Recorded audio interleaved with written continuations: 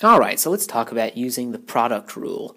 How we take derivatives when we have a product and we don't want to use the miserable limit definition of the derivative.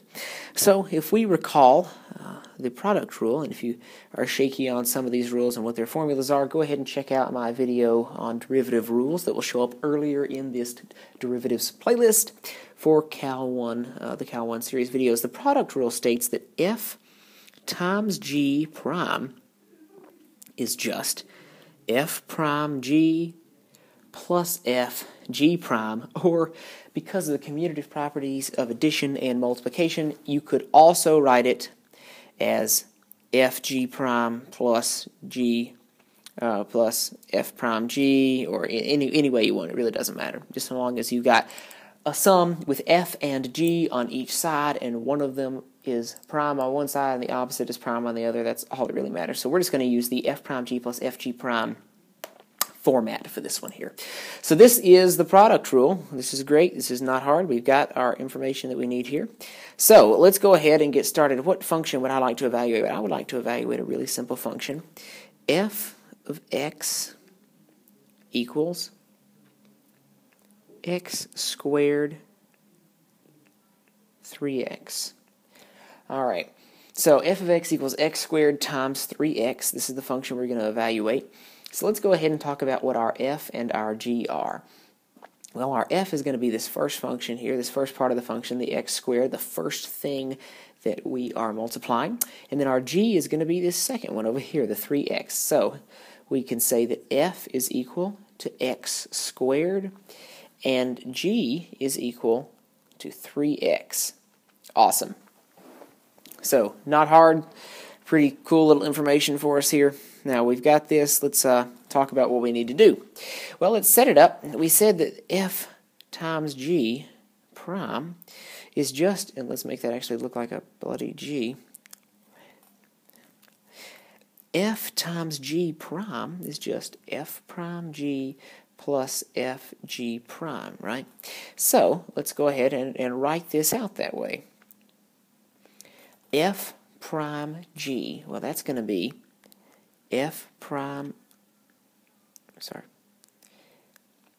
by this token,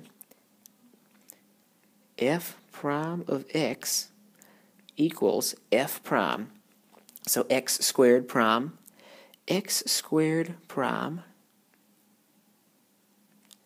times g. Well, g was just 3x. X squared prime times 3x plus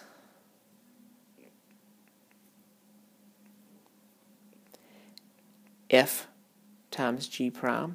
So f was x squared and g prime was 3x prime.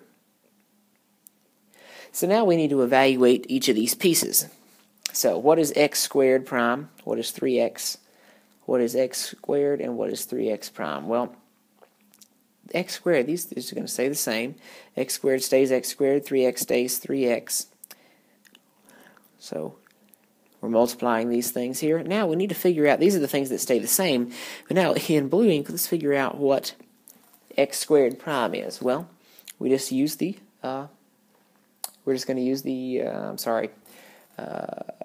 power rule. Man, stupid. Yeah, the power rule there for a second. So x to the nth is n times x to the nth prime is n times x to the n minus 1, right?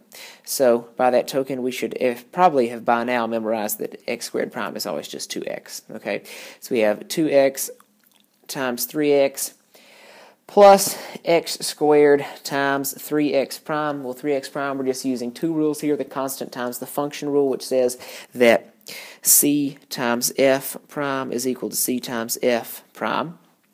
And in this case, x prime, of course, x prime is always 1, so this is just going to be 3 times 1, or 3.